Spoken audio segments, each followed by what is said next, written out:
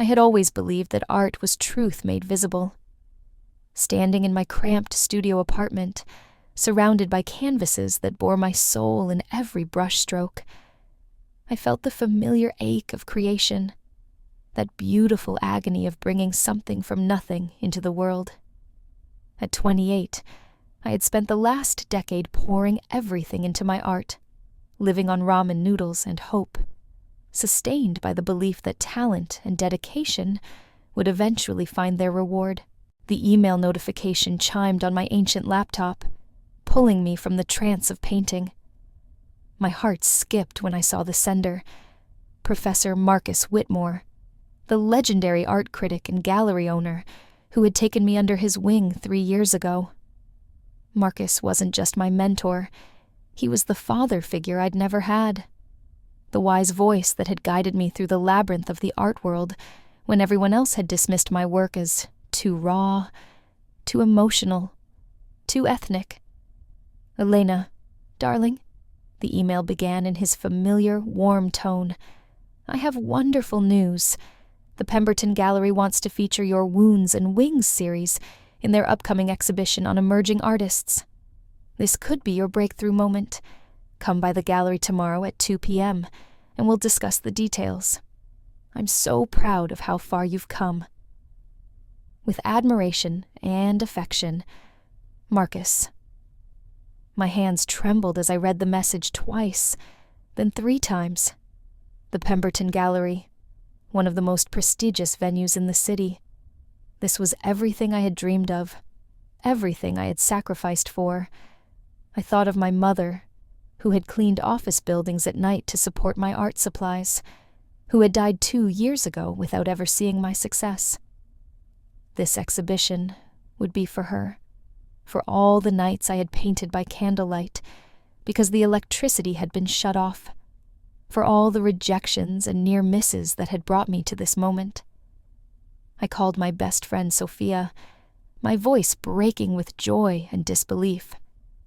"I can't believe it's finally happening," I whispered, afraid that speaking too loudly might somehow break the spell. "You deserve this, Elena," Sophia said, her own voice thick with emotion. "Your work is incredible. Marcus finally came through for you." That night, I couldn't sleep.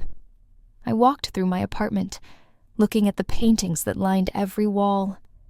My visual diary of heartbreak and hope, of growing up poor in East LA, of losing my mother, of the daily struggle to keep creating when the world seemed determined to silence my voice. The Wounds and Wings series was my most personal work yet. 7 large canvases that explored themes of trauma and transcendence, painted in my grandmother's house after my mother's funeral.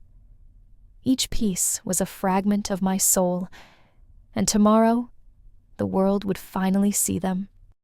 The Pemberton Gallery occupied a converted warehouse in the Arts District, its soaring ceilings and pristine white walls, the perfect backdrop for the kind of art that defined careers. I arrived early, my portfolio tucked under my arm like a shield. I had worn my best dress, a simple black number my mother had bought me for job interviews years ago, and had spent an hour perfecting my makeup to hide the sleepless circles under my eyes. Marcus was waiting for me in his private office, a space that always made me feel simultaneously inspired and intimidated. The walls were covered with photographs of him shaking hands with famous artists, receiving awards, standing beside works that had sold for millions. At 62, Marcus cut an impressive figure, silver-haired, impeccably dressed, with the kind of cultured accent that opened doors and commanded respect. "Elena, my dear," he said, rising to embrace me with his usual warmth. "You look radiant. Please sit. We have so much to discuss." But as I settled into the leather chair across from his mahogany desk, I noticed something that made my stomach clench with unease. On the wall behind Marcus, partially hidden by a sculpture, was a canvas I had never seen before. The style was unmistakably familiar. The bold strokes, the interplay of shadow and light, the way pain and beauty were woven together in every line. It looked exactly like my work, but I had no memory of creating it. "Marcus," I said slowly, my eyes fixed on the painting. "That piece behind you." "Ah, yes," Marcus said, following my gaze. "One of my latest acquisitions. Remarkable, isn't it? The artist has such a unique voice, such emotional depth. Reminds me of your work, actually, which is one of the reasons I was so excited to help you get this exhibition." I felt as if the air had been sucked from the room. The painting wasn't just similar to my style. It was my style, executed with the same techniques I had developed over years of experimentation, bearing the same emotional signature that I thought was uniquely mine. "Who's the artist?" I asked, my voice barely a whisper. "Someone I've been working with for several years now," Marcus said, turning back to face me with a smile that suddenly seemed less warm, more calculated. "Very talented, very driven, just like you." The meeting proceeded as planned, with Marcus explaining the exhibition details, the opening night schedule, the important people who would be attending. But I could barely focus on his words. My eyes kept drifting to that painting, and with each glance, a terrible suspicion began to take root in my mind. After the meeting, as Marcus walked me to the gallery's main floor, I excused myself to use the restroom. Instead, I slipped back toward his office, my heart pounding. I needed a closer look at that painting, needed to understand what I was seeing. As I crept down the hallway, I heard Marcus on the phone in his office, his voice carrying through the partially open door. No, the exhibition is perfect," he was saying. "Elena's work will provide the perfect inspiration for the next series. Fresh perspectives, you understand. The critics are calling for more authentic voices, and she certainly provides that." He laughed, a sound that chilled me to the bone. "Don't worry about her asking questions. She's grateful enough to overlook any similarities. These young artists are so desperate for validation, they'll believe anything you tell them."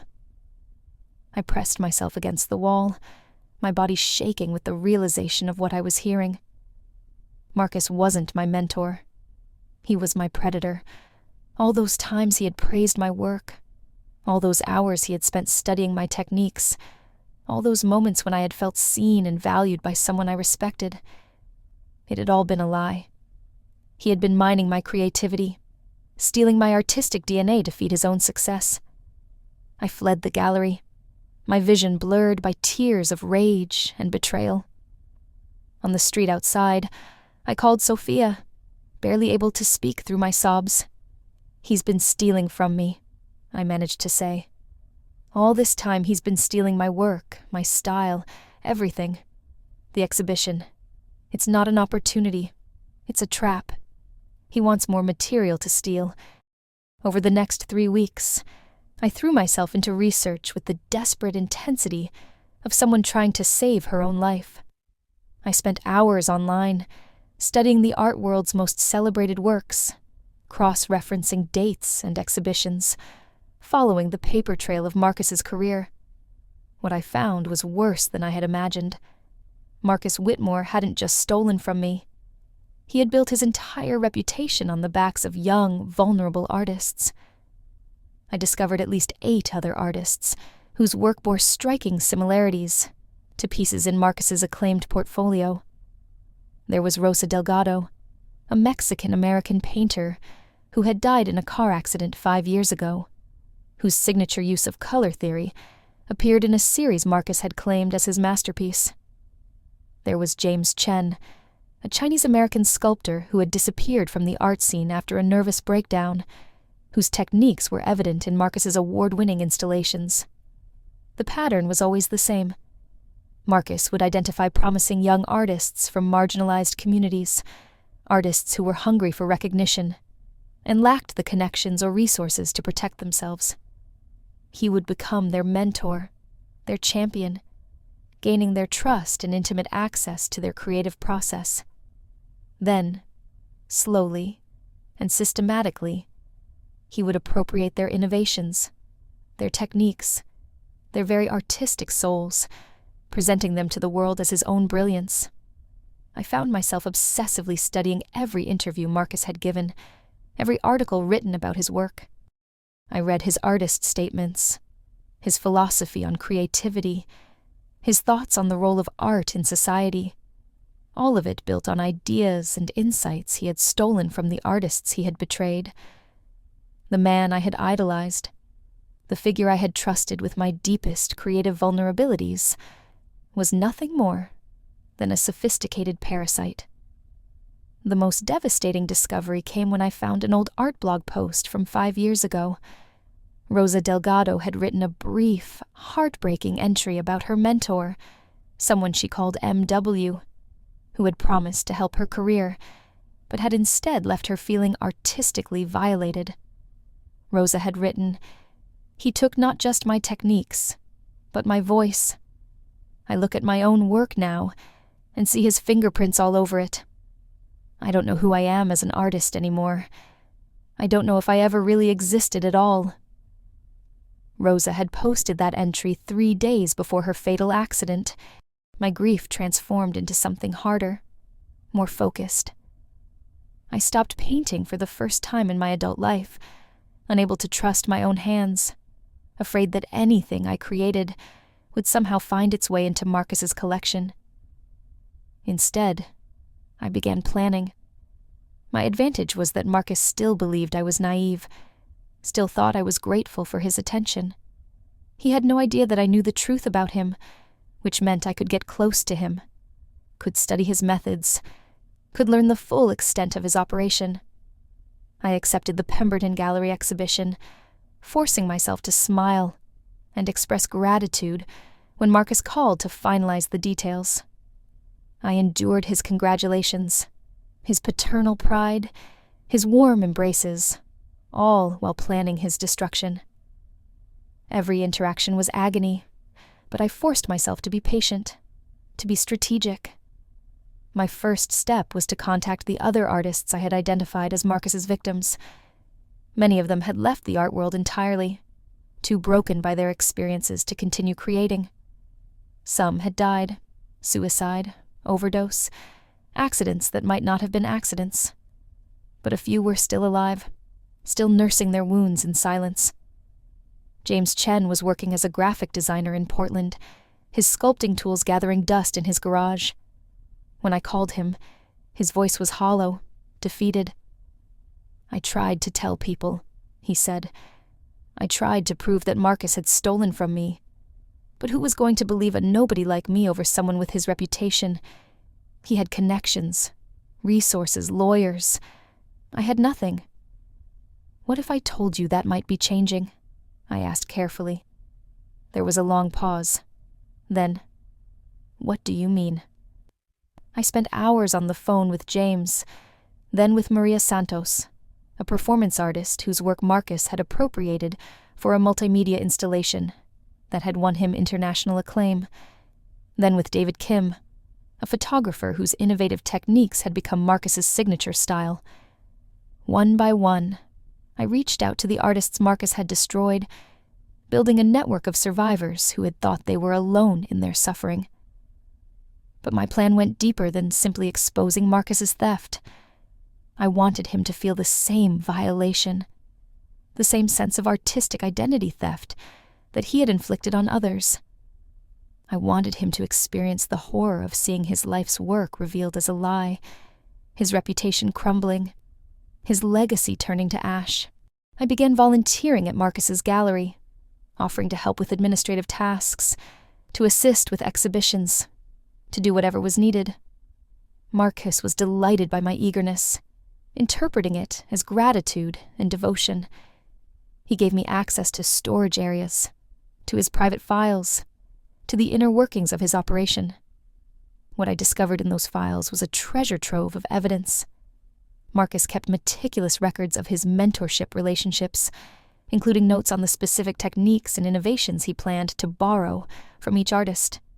He had photographs of their work in progress, sketches of their ideas, even recordings of their conversations, where they discussed their creative philosophies. But most damning of all were the contracts. Marcus had a system for protecting himself legally, complex agreements that he had his mentees sign, documents that granted him broad rights to their artistic output in exchange for his guidance and promotion. The contracts were written in dense legal language that few struggling artists would have the resources to properly review, and they essentially gave Marcus ownership of any work created during the mentorship period.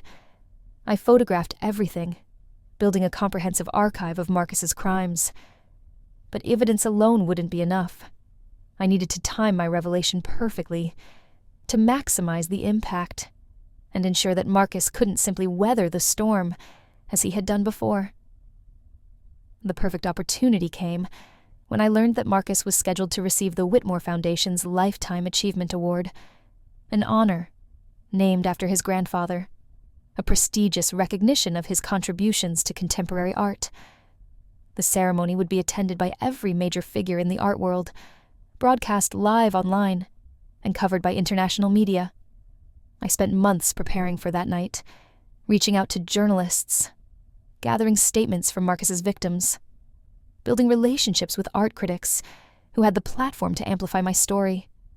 I coordinated with the other artists Marcus had wronged, planning a simultaneous revelation that would be impossible to ignore or suppress. The night of the award ceremony, I arrived at the gala in a stunning red dress, my hair pulled back to reveal the small recording device hidden in my earring. I moved through the crowd like a spider in her web, greeting colleagues, making small talk, positioning myself perfectly for what was to come. Marcus was in his element, surrounded by admirers, holding court with stories of his artistic journey and creative philosophy. I watched him from across the room, this man who had stolen my mother's memory from me, who had violated the sacred trust between mentor and student, who had built his empire on the broken dreams of artists who had trusted him. When Marcus was called to the podium to accept his award, I felt my heart hammering against my ribs.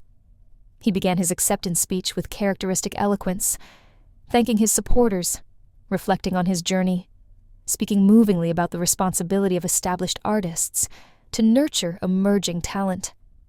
Art is not created in isolation, Marcus said, his voice carrying across the hushed ballroom.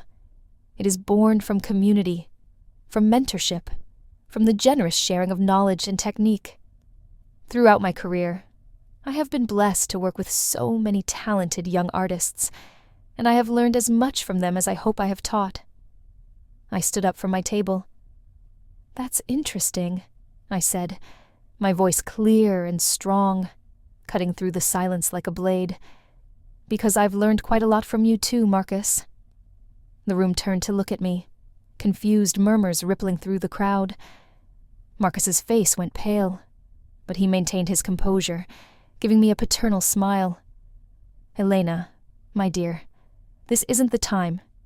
Actually, it's the perfect time," I said, walking toward the front of the room, "because this is exactly the audience that needs to hear about what you've been teaching young artists, about how you've been stealing from us for decades." I reached the podium, and Marcus stepped aside, his carefully cultivated mask beginning to slip. I turned to face the crowd, seeing shock, confusion, and growing understanding in their faces. "My name is Elena Vasquez," I began, "and Marcus Whitmore has been my mentor for 3 years. In that time, he has systematically studied my techniques, appropriated my innovations, and claimed my artistic voice as his own. But I'm not the first, and I wouldn't have been the last." I gestured to the screens around the ballroom, which began displaying side-by-side comparisons of Marcus's acclaimed works and the original pieces created by the artists he had stolen from. The evidence was overwhelming, undeniable. The same brushstrokes, the same compositional techniques, the same emotional signatures, created years before Marcus had claimed them as his own breakthroughs. "Rosa Delgado," I said, pointing to one comparison. "Dead at 29, 3 days after writing about how her mentor had stolen her artistic identity. Another image appeared. James Chen, whose sculpting innovations became Marcus's award-winning installation series. And another. Maria Santos, whose performance art concepts Marcus transformed into his multimedia masterpieces. The ballroom was dead silent now, the only sound the quiet hum of the projection equipment. I could see Marcus standing frozen behind me, his face a mask of rage and panic. Marcus Whitmore didn't just steal our techniques, I continued, my voice growing stronger with each word. He stole our stories, our struggles, our very souls. He took the pain of marginalized artists, immigrants, people of color, the poor and desperate, and he repackaged it as his own profound artistic vision. He built his career on our backs, won awards with our innovations, made millions from our creativity. I turned to look directly at Marcus, seeing him clearly for the first time since I had discovered his deception. You want to talk about mentorship, Marcus? About the responsibility of established artists? You have taught me the most important lesson of my career, that predators come in many forms, and sometimes they wear the mask of kindness while they devour you from within. What followed was a media firestorm that consumed Marcus Whitmore and everything he had built. The evidence I and the other artists had gathered was overwhelming, and the story became an international sensation. Major newspapers ran exposés on artistic appropriation and the exploitation of vulnerable creators. Art critics, who had once praised Marcus's work, now dissected it with forensic precision, finding the fingerprints of his victims in every piece. The Whitmore Foundation immediately distanced itself from Marcus, stripping him of his Lifetime Achievement Award and launching an investigation into his practices. Galleries around the world began removing his work from their collections, and several major museums announced they were reviewing the authenticity of pieces they had attributed to him. But for me, the public vindication was only part of my revenge. The deeper satisfaction came from seeing Marcus experience the same artistic identity crisis he had inflicted on his victims. Stripped of his stolen techniques and innovations, Marcus found himself unable to create anything new. His attempts to paint or sculpt were pale imitations of his former work that had never really been his to begin with. I watched from a distance as Marcus descended into the same kind of creative paralysis that had destroyed his victims. He gave a few interviews trying to defend himself, claiming that artistic influence was natural, that he had simply been inspired by the artists he had mentored. But the evidence was too overwhelming, the pattern too clear. The art world, which had once celebrated him as a visionary, now saw him as a fraud. The legal battles that followed were complex and lengthy. Many of the contracts Marcus had used to protect himself legally were found to be exploitative and potentially unenforceable. Several of his victims, emboldened by my example, filed lawsuits seeking recognition and compensation. The courts became a battleground where the value of artistic authenticity was weighed against legal technicalities. But perhaps the most devastating blow to Marcus came when I organized a counter-exhibition called Reclaimed Voices. Working with the artists Marcus had stolen from, I created a show that displayed the original works, alongside Marcus's appropriations, telling the true story of each piece's creation. The exhibition traveled to major cities around the world, drawing massive crowds and critical acclaim. Standing in the gallery on opening night, surrounded by the artists whose voices had finally been heard, I felt a complex mixture of triumph and sorrow. I had achieved my revenge, had seen Marcus's empire crumble, and his reputation destroyed. But the victory felt hollow in some ways. Our stolen years couldn't be returned. Our interrupted careers couldn't be fully restored. And the art world's complicity in enabling Marcus's exploitation couldn't be easily forgiven. In the aftermath of Marcus's downfall, I struggled to rediscover my own artistic voice. For months, I found myself second-guessing every brushstroke, wondering whether my techniques were truly my own, or had been somehow contaminated by my association with Marcus. The trauma of artistic violation ran deeper than I had expected, leaving me questioning not just my methods, but my very identity as a creator. It was James Chen who helped me find my way back. He stole from us, James told me during one of our regular phone calls, but he couldn't steal who we are.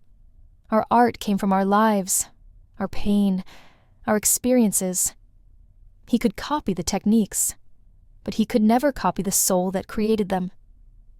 Slowly, I began to paint again. But now, my work was different, not because Marcus had changed me, but because I had changed myself. My new paintings incorporated elements of my struggle against him, my journey from victim to survivor to victor. They were rawer, more political, infused with a fury and determination that my earlier work had only hinted at. The first piece I completed was a large canvas I titled The Mentor's True Face. It depicted a figure in a suit reaching out to embrace a young artist, but if you looked closely, you could see that the figure's hands were covered in paint that wasn't his own, and his shadow revealed the silhouettes of all the artists he had consumed. The painting was both beautiful and horrifying, a meditation on trust, betrayal, and the parasitic nature of artistic appropriation. My new work was even more successful than my earlier pieces had been. Critics praised my evolution as an artist, my willingness to confront difficult truths about the art world, my courage in speaking truth to power. But more importantly, my success inspired other artists to come forward with their own stories of exploitation and abuse. The Reclaimed Voices movement grew beyond just Marcus's victims, becoming a broader platform for artists from marginalized communities to assert ownership of their work and their stories. I found myself becoming an advocate and organizer, using my platform to highlight systemic issues in the art world and to support other artists who were fighting to protect their creative integrity. 2 years after the awards ceremony that destroyed Marcus Whitmore's career, I received an unexpected visitor at my studio. Marcus himself stood at my door, looking haggard and broken, a shadow of the imposing figure he had once been. His hair had gone completely white, and his face was deeply lined, and his once confident bearing had been replaced by a hunched, defeated posture. "I wanted to apologize," he said simply. I studied him for a long moment, feeling no satisfaction in his obvious suffering. "Why now?" I asked. "Because I'm dying," Marcus replied. "Cancer. The doctors say I have maybe 6 months left." He looked past me into the studio, at the canvases that lined the walls. My new work, authentically and undeniably my own. "I wanted to tell you that you were right. About everything. I stole from you. From all of them. I told myself it was mentorship, that I was helping to refine their raw talent. But I knew the truth. I was a parasite. I didn't invite him in, but I didn't close the door either. What do you want from me, Marcus?" "Forgiveness?" He shook his head. "Number. I don't deserve that. I just wanted you to know that I understand what I took from you. Not just the techniques or the ideas, but the confidence, the trust, the belief that the art world could be a place where talent and authenticity mattered. I stole your innocence, and I can never give that back." We stood in silence for a moment, predator and prey, mentor and student, destroyer and survivor. Finally, Marcus spoke again. "Your new work is extraordinary, Elena. It's everything I always wished I could create. Honest, powerful, truly original. You found your voice despite what I did to you. That gives me some small comfort." After he left, I stood in my doorway for a long time, watching his retreating figure disappear down the street. I felt no triumph in his admission, no satisfaction in his suffering. The revenge I had pursued so relentlessly, he had achieved its goal. Marcus Whitmore had been exposed, his victims had been vindicated, and the art world had been forced to confront its complicity in exploitation. But I realized that the truest revenge had been something simpler and more profound. I had survived.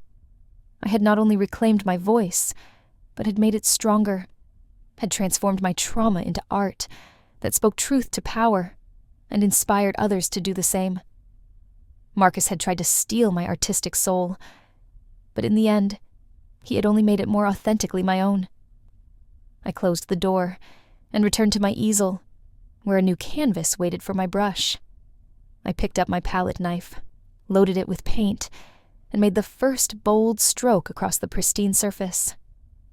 The painting that emerged would be mine alone, born from my experiences, my pain, my triumph, my unbreakable spirit.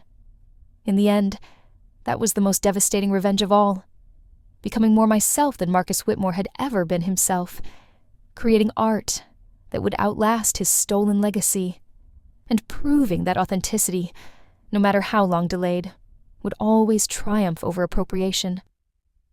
The canvas held infinite possibilities, and every one of them belonged to me.